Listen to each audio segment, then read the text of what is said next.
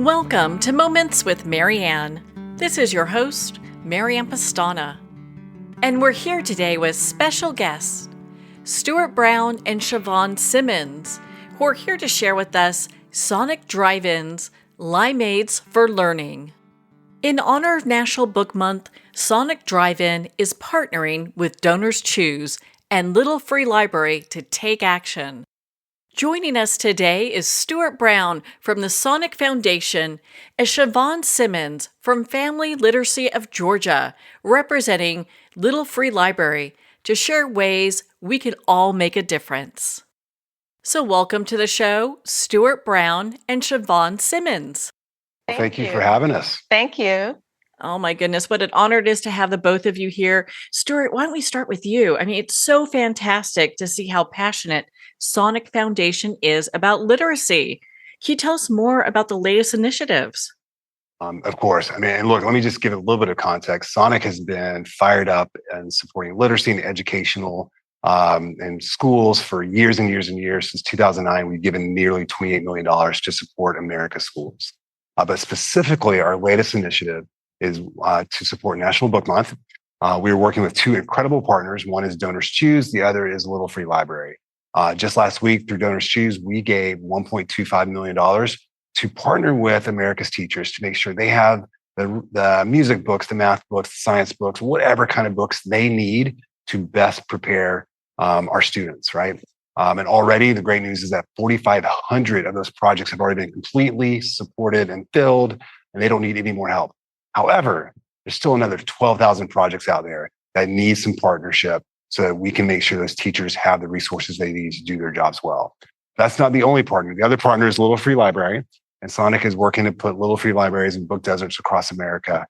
And we're super fired up about that partnership as well.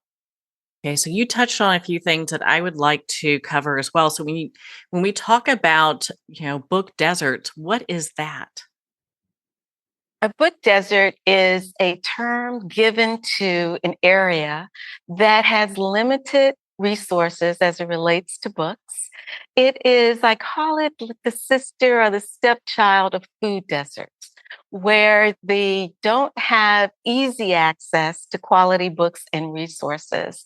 And this term was coined by the Unite for Literacy organization after research that told them that if an average household has less than 100 books as a household or 25 books per age group, that more than likely that child will be behind in academics by about 2 years. So the sweet spot for books in the home is about 25 or 100 for the whole household, thereby helping us to eliminate what's called a book desert. Well, thank you for going into that. And Shavawn, can you just share with us your experience with Little Free Library? And I know we're kind of talking about why book access is so important, but I'm sure there's so much more to that. Well, actually, book access is the bottom line. We often make assumptions that everybody has access to books. When I talk to people, they often say, well, don't they go to the library, or isn't there a media center in their school?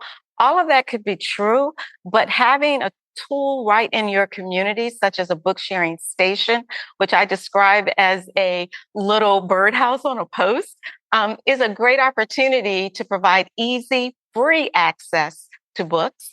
And so that is the bottom line. If kids have books that they see themselves in, if they have books that they see, the language speaks their language, whether it's a native tongue or just the slang that they use, all of that is important to helping kids engage in a more positive way.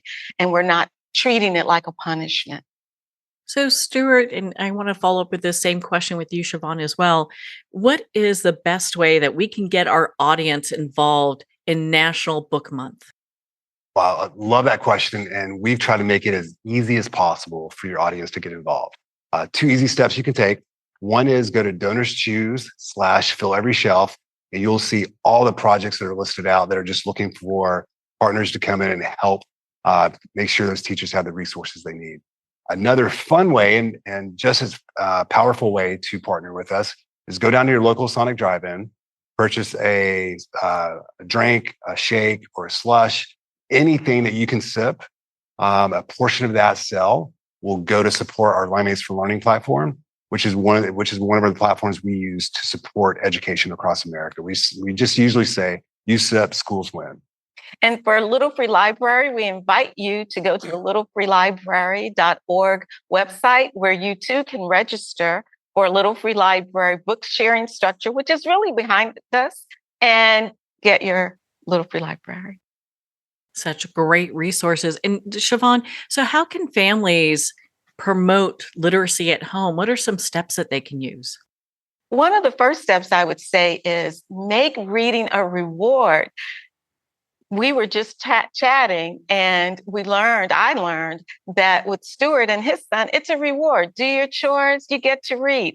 And if we start that at a very, very early age, it helps kids get into the swing of things, as they don't think of reading as a punishment.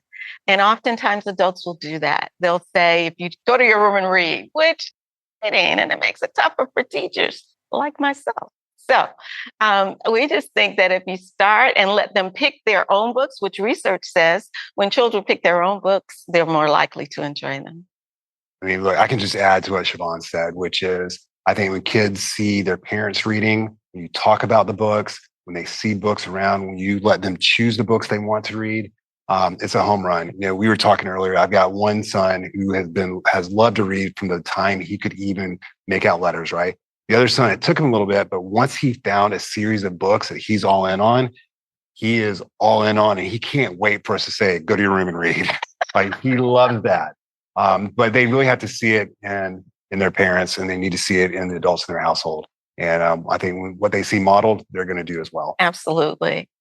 Doesn't make it that much of a punishment if they love doing it, right? It's a reward. Starting off as a reward. And there's so much of a variety of books now that publishers can do better, but there's still a variety of books that really can identify anything kids like. And I always tell parents, find out what your child likes to do, and then make it an adventure. If you've got to start at the public library, make that an adventure.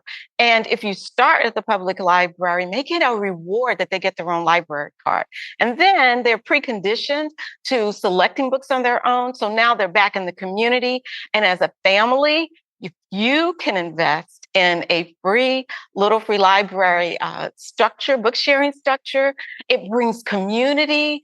It encourages kids. They see it in the neighborhood. They wonder what it is. You open the door, and there's just a bevy of free books. So just try it.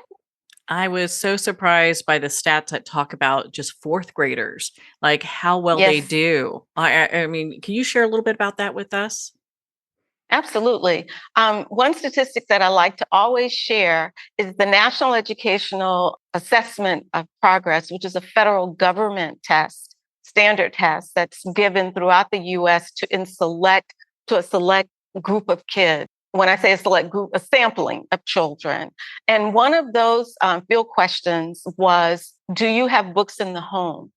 And that field question enabled the researchers to determine that they correlated the score of their reading portion of that assessment with the number of books the child indicated that they had at home.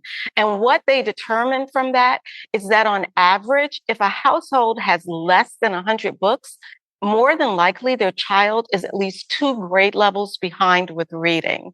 And so that's the benchmark that we use per household. And that's also the benchmark we use when we start talking about book deserts, because the book desert data is based on census tracts and income. And so there is a correlation between the children, what books they have in their household, and our reading minus out textbooks. Because textbooks already not designate, but connote that it's work. And so when you select out and minus out textbooks, and you just look at books that either reflect a child's existing life or a life they aspire to have, it makes a huge difference. And the biggest piece I can say, and I know adults don't like to always admit this, but they don't always like to read either. So just like Stuart said, I was blessed to have a mom that loved to read. And so for me, going to a library was an excursion, and it would be helpful if more adults read at home.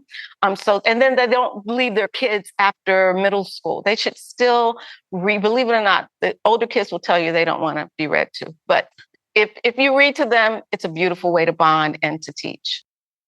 Really allows people to have that community, foster that education. And my goodness, we can just support this great initiative. Well, Stuart and Shavawn, thank you both so much for taking the time to be on the show with us here today. Oh, thank you for inviting us. Thank you for having us and telling our story.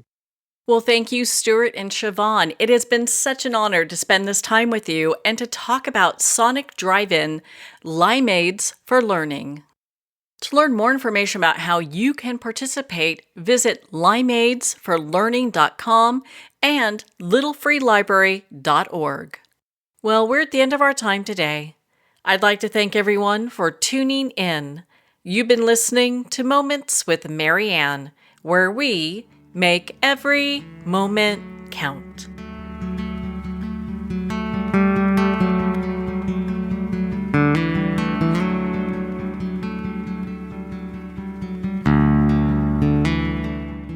In a single moment, your life can change. Moments with Mary Ann is a transformative hour that covers an endless array of topics with the best of the best. Her guests are leaders in their fields, ranging from inspirational authors, top industry leaders, and business and spiritual entrepreneurs. Each guest is gifted and a true visionary, a recognized leader in her own work, and while teaching others to develop, refocus, and grow, Mary Ann will bring the best guest and sometimes a special surprise. Don't miss this. You never know just which moment will change your life forever. Make sure to tune in and visit momentswithmaryann.com for more information.